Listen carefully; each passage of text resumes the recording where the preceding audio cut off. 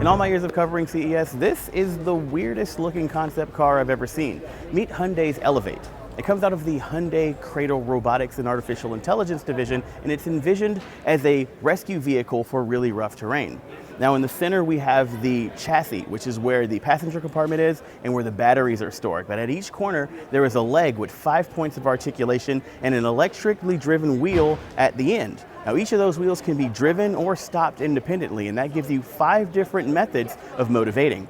There is the passive suspension mode, which just sort of moves around like a regular car with all-wheel drive and electric motors, but there's also an active suspension mode where the wheels will lift up over imperfections in the road to give you a little bit more capability. There are also 2 walking modes. There's a reptilian mode that gives you more grip and sure-footedness when you're climbing up a really steep slope, and a mammalian mode that gives you a little bit more agility and speed.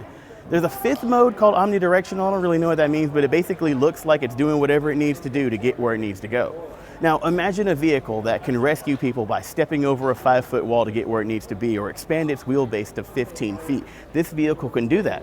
But on a smaller scale, like what if your car that slipped off the road in a blizzard could just get up and walk back on the road and get you where you're going? That's what we're talking about with cars that have legs like the Elevate concept here. But for now, they're working at 1/8 scale because, well, this is a concept, but it's pretty cute. Be sure to check out the rest of our coverage of CES 2019 for even more cool car technologies and wild concepts like these.